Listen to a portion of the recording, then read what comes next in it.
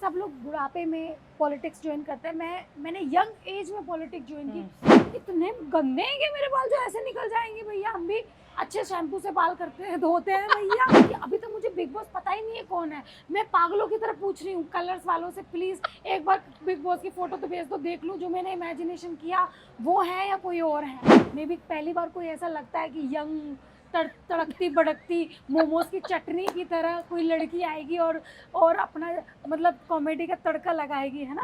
Hi guys, मैं हूँ आपकी अर्चना गौतम और आप मुझे देख रहे हैं पीपिंग मून पे।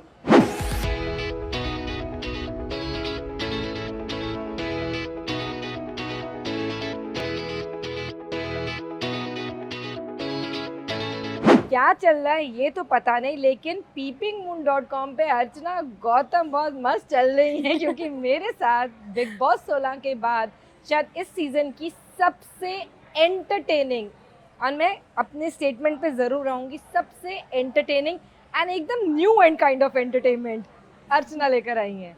अर्चना, क्या चल रहा है? मेरा बहुत अच्छा चल रहा है, बहुत मज़ा आ रहा है मुझे बाहर की लाइफ एंजॉय करने में। मज़ा आ गया, मतलब इसे कहते हैं।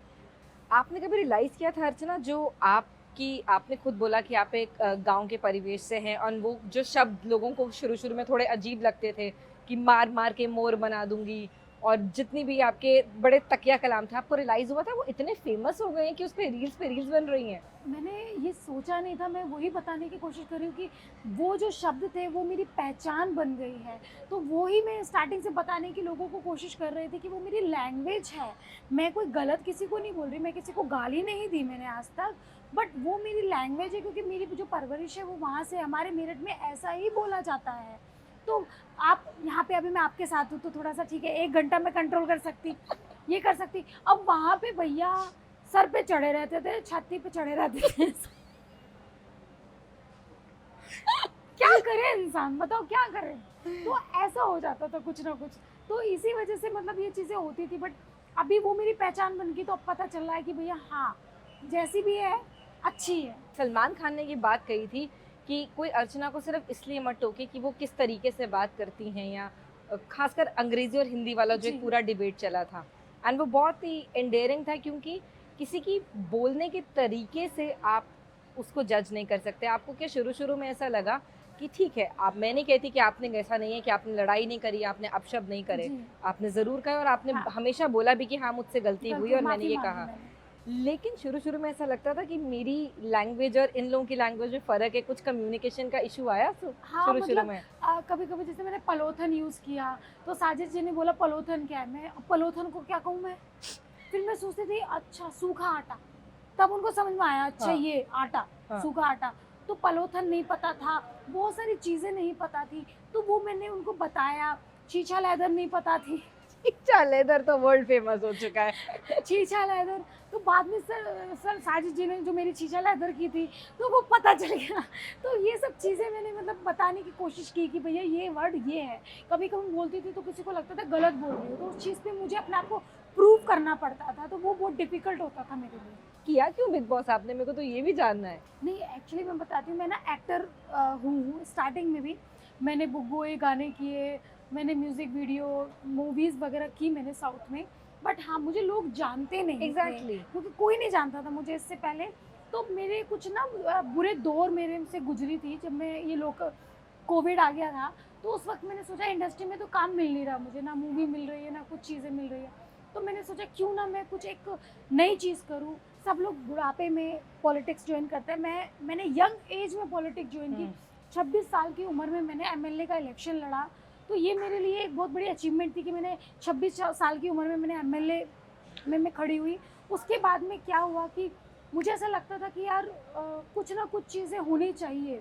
मैं जैसे इलेक्शन नहीं जीती तब मुझे बिग बॉस का ऑफ़र आया, तो मुझे ऐसा लगता है था कि देखो बिग बॉस में मेरी छीछा लेदर होएगी या फिर नाम होएगा, तो अर्चना रिस्क तो लेना पड़ेगा। तो मैंने कहा माता रानी की कृपा से तो यहाँ तक आई है, अब माता रानी पे छोड़ दो, वो अच्छा करेंगी। तो मुझे घर के अंदर लगता था कि हाँ शायद कुछ ना कुछ गलत चीज़ हुई है, पर जब मैं घर से बाहर निकली तब मुझे पता चला मैंने कुछ भी गलत चीज़ें नहीं की है। जो भी किया मुद्दे पे किया, मेरे सारे मुद्दे अच्छे होते थे। कभी कभी 1-2 चीज़ें मैं ऊपर नीचे हो जाती थी, देखो इंसान हूँ भैया, इंसान। गलती तो होती रहती है। तो उस चीज़ की मैंने माफ़ी भी मांगी। बट यहाँ के पता चला जो हल्दी वाला टास्क था, मैंने कुछ गलत नहीं किया। मछली वाले टास्क में मैंने कुछ गलत नहीं किया। जब मुझे लोगों के रिव्यू पता चल रहे हैं कि भाई आपने आँख क्यों खोल के हल्दी डलवाई, आप पानी भी तो मांग सकते थे ना। तो उन्होंने मुझे बोला, बाहर के लोगों ने मुझे बोला वो भी एक षड्यंत्र था, जैसे मुझे ये करने का, मुझे घर से निकालने का षड्यंत्र था, तो वो भी ये करने का था। क्योंकि शिव ने एक बात बोली थी कि मैं तो चाहता हूँ कि वो ज़्यादा से ज़्यादा करे। तो वही बात होगी ना, मैं तो जस्ट फनी में था, तभी मैंने बोला था हम तो सांड बनेंगे, सांड बनेंगे। तो वो एक जस्ट फन था, पर उस चीज़ में वो चीज़ें ऐसी होगी। अर्चना, आपने क्या कभी ऐसा महसूस किया, क्योंकि आप हमेशा बेबाक थी, हाँ बिंदास बोलती थी, उस बात का बहुत लोगों ने गलत फ़ायदा भी उठाया, आपका गलत फ़ायदा भी उठाया घर में, क्योंकि आपको हमेशा आगे करके बहुत लोगों ने बहुत बंदूकें बहुत बारी चलाई भी हैं। हाँ, गलत। अभी एक उदाहरण देती हूँ। सुम्बुल और निमृत बोलते हैं कि एक बाथरूम में जब स्टैंड बाथरूम साफ कर रहा था, मैं यहाँ बैठी थी, मैंने जस्ट दरवाज़ा खोला, मैंने देखा बाल पड़े हैं वहाँ पे। मैंने बोला भैया आपने बाथरूम साफ किया? तो उसने मुझसे पूछा कैसे साफ करते हैं, मैंने उसको दिखाया साफ करते हुए। तो उस चीज़ पे उन लोगों ने ये बोला कि मैंने अपने बाल निकाल के वहाँ डाले हैं। अब भैया कौन बेहुद्दा है, मुझे ये समझ में नहीं आता। मैं मतलब इतनी मैं बाथरूम के लिए अपने बाल काटूंगी और अपने बाल काट के मैं डाल लूंगी, और ऐसे मेरे कैसे बाल है, झुंड तो है नहीं मेरे बालों में जो ऐसे निकल के आ जाएंगे। आप ही देखो, मैं आपके सामने करके दी हूँ, निकल रहे हैं क्या बाल? इतने गंदे हैं क्या मेरे बाल जो ऐसे निकल जाएंगे? भैया हम भी अच्छे शैम्पू से बाल करते हैं, धोते हैं भैया। तो हम मुझ पे ऐसी ऐसी चीजें हो रही थी Agreed. कि मैं क्या बोलूं इनको, बताओ। बाल अपने वो ऐसी थी, मुद्दे बनाती थी, अपने बाल करती थी, डालती थी। मेरे आज तक सबसे ज्यादा उस घर में बाल टूटते थे तो निमृत के। निमृत एक बार बाथरूम में चली गई तो भैया इतने बाल टूटते थे, तो ये बात सच है। तो बट मैंने कभी उसके बालों को नहीं बोला, क्योंकि वो उसकी पर्सनल चीजें हैं। बट हमारे बालों को बोल रहे, जबकि मैं शैम्पू करती, हर चीज करती, मेरे बालों को बताओ। तो उस चीज पे मुझे बहुत बुरा लगता था कि बताओ हर चीज में, अब किसी चीज की कुछ चीजें लगी है, वो अगर गंदी है तो भैया अर्चना की, मतलब गंदी चीज अर्चना की है, भैया हम भी ब्रांडेड पहनते हैं, है कि नहीं? तो ये सब चीजों में मुझे गुस्सा आता था। अर्चना, बिग बॉस हाँ। में सबने सबकी लव स्टोरी और पेयरिंग की बात हाँ। करी, आपकी लव स्टोरी की बात क्यों नहीं कर रहा? मेरी लव स्टोरी थी ना कैमरे के साथ। आपकी लव Big स्टोरी थी Boss। बिग बॉस के हाँ साथ। वही कैमरा, मैं कैमरे वही को कैमरा। मानती, कैमरे बिग बॉस। जितना प्यार आपने बाय गॉड बिग बॉस को किया है, इतनी शिद्दत से किसी ने अगर बिग बॉस को प्यार किया होता तो बात ही क्या और थी। यहाँ तक कि अभी तक मुझे बिग बॉस पता ही नहीं है कौन है। मैं पागलों की तरह पूछ रही हूँ कलर्स वालों से, प्लीज एक बार बिग बॉस की फोटो तो भेज दो, देख लूँ जो मैंने इमेजिनेशन किया वो है या कोई और है कि नहीं। मुझे फोटो ही तक नहीं आई, कोई पता ही नहीं चल रहा बिग बॉस कौन है, क्या चल रहा है? पता नहीं क्या चल रहा है। क्या चल रहा है? अच्छा, मैंने बिग बॉस की प्रेस कॉन्फ्रेंस में हाँ। आपसे एक सवाल किया था, मैं वो सवाल आई थिंक हाँ। आज आपसे शायद बेटर तरीके से पूछ कर सकती हूँ दीजिए। कि क्या जब अर्चना गौतम बिग बॉस 16 में आई थी तो क्या उन्होंने ये सोचा था कि मैं अगली राखी सावंत बनूंगी? क्योंकि मेरे लिए ये कॉम्प्लीमेंट है, इस सीजन में अगर कोई मेरे लिए फुल एंटरटेनमेंट 360 डिग्री पैकेज था तो वो आप थी। जी मैं मानती हूँ गलतियाँ भी थी, मैं एडमिट करती हूँ बहुत लोगों को बुरा लगा भी होगा इनके कारण, पर कोई ये डिनाई नहीं कर सकता आपने बहुत हंसाया है। जी, तो मैं ये बोलना चाहती हूँ, तो मैं राखी जी के बारे में बोलना चाहती हूँ। राखी जी की जो जगह है वो भारत की बात नहीं कर रही, पूरे वर्ल्ड में कोई नहीं ले सकता। राखी एक थी, एक है और एक ही रहेगी। जिसे कहते हैं ना अमर होना, तो राखी अमर है। राखी का टैग कोई ले नहीं सकता, राखी को कोई फेल नहीं कर सकता, वो अपने आप में ही ब्रांड है। तो मैंने कभी ऐसा सोचा नहीं कि मैं ऐसा करूँगी, नहीं। और रही बात कि मैं गेम प्लान, अरे भैया अगर गेम प्लान करके आती तो ट्रॉफी मेरे हाथ में होती थी ना, हर कुछ पैकेज तो मेरा ही था, बस थोड़ी सी मुंह पे तो कंट्रोल करना था। अब बताओ गाली पे कंट्रोल किया तो इस पे भी कर लेती थी, है कि नहीं? तो बताओ मैंने तो अपनी छीछा लेकर खुद करवाई है। तो मैं अगर दिमाग से चलती, गेम प्लान करके आती, तो आज ट्रॉफी मेरे हाथ में होती, क्योंकि एंटरटेनमेंट मैंने दिया, खुशी मैंने दी, लड़ाई मैंने दी, मुद्दे मैंने दिए, सब कुछ मैंने किया और बिना किसी गेम प्लान के। तो मुझे तो अच्छा बनना था ना, तो मैं तो अच्छा बन के रहती थी जनता के साथ। और कॉमेडी तो मैं वैसे भी नॉर्मल करती हूँ, जैसे आप मेरे साथ बैठ जाओ 1 घंटा, आप अगर हंसो नहीं तो मेरा नाम बदल देना, तो मैं नॉर्मल ही मैं ऐसी हूँ। तो बताओ क्या कमी थी? अर्चना, अगर मुझे हाँ। इस तरीके से पूछना, क्योंकि इतने कंटेस्टेंट्स हैं, जी। सबके नाम तो मेरे को याद भी नहीं अब शायद एकदम से आएंगे, लेकिन शालीन से लेके साजिद खान तक, अंकित गुप्ता से लेके प्रियंका, खैर आपकी सुबह जी। बहुत तारीफ करी थी मैं उनसे जब मिलकर आई, ऐसा कोई इंसान नहीं था अर्चना, आपने बिना डर के जब आपको उनके बारे में बात उठानी थी आपने ना उठाई हो, आपने हमेशा उठाई, चाहे on the cost of your friendship.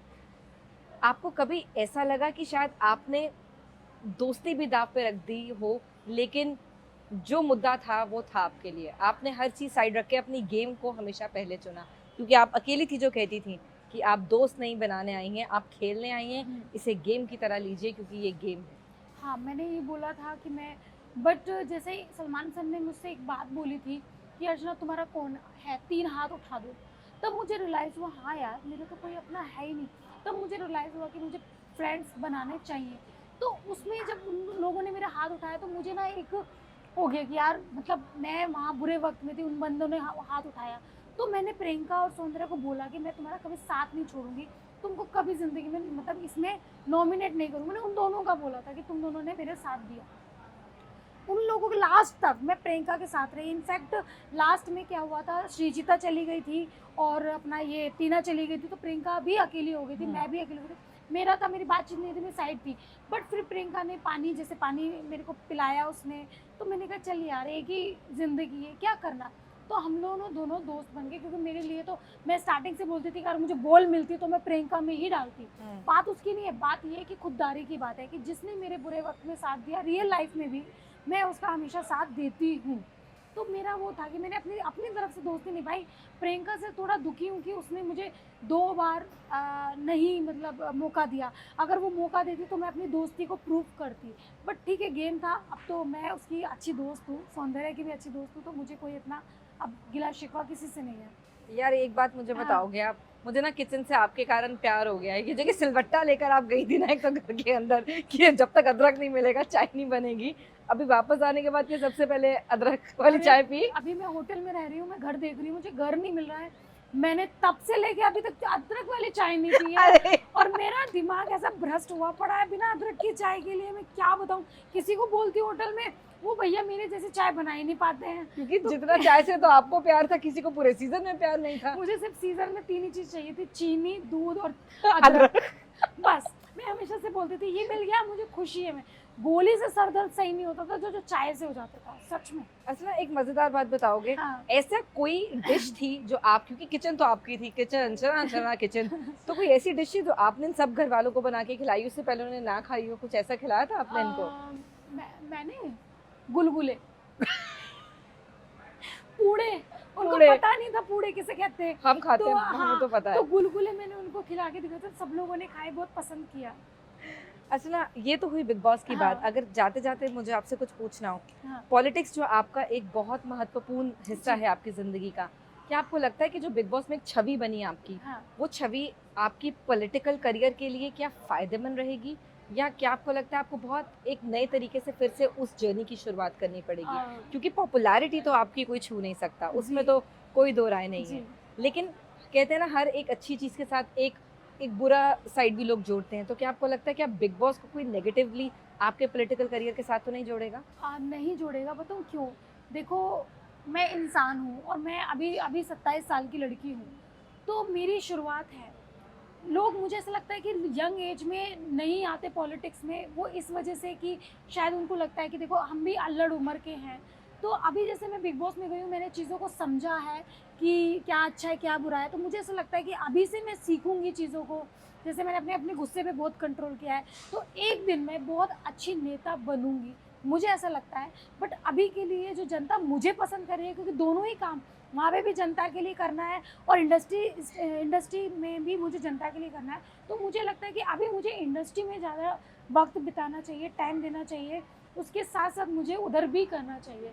तो ऐसा मैंने सोचा कि पहले मैं इंडस्ट्री को महत्वपूर्ण मानती हूँ, क्योंकि मुझे उनको हंसाना है, जो अधूरा रह गया था ना, वो मुझे और ज़्यादा उनको एंटरटेन देना है। कॉमेडी में बहुत मज़ेदार लगने वाली हैं आप। हाँ, करिए। मे भी पहली बार कोई ऐसा लगता है कि यंग तड़कती भड़कती मोमोज की चटनी की तरह कोई लड़की आएगी और अपना मतलब कॉमेडी का तड़का लगाएगी, है ना? वैसे अच्छा ना एक फन बात बोलूं, हाँ। अगर आप अपना पॉलिटिकल चिन्ह चुनेंगी ना, हाँ। कभी इंडिपेंडेंटली सिलवट्टा ही चुनिएगा। सिलवट्टा मुझे लगा मैं पक्का वोट दूंगी। नहीं, और उंगली भी बोला था, बट मैंने कहा उंगली नहीं हो सकती, बट हाथ हो सकता है। वो तो मेरा वो तो है ये, बट हम सिलवट्टे पे रहेंगे, अदरक पे रहेंगे। But I really really hope कि यहाँ से आपका करियर सिर्फ और सिर्फ उड़ान भरे और नेक्स्ट टाइम आप मुझे इंटरव्यू देंगे किसी अच्छे प्रोजेक्ट के डेब्यू से पहले, तड़कती भड़कती मोमो वाली चटनी के जैसे के साथ। पक्का पक्का पक्का। देखो but thank you so much. और जाते जाते मेरे ऑडियंस के लिए मुझे एक बारी मारते मारते मोर बना दूंगी बोलना सिखा दो। मारते मारते मोर बना दूंगी। हाँ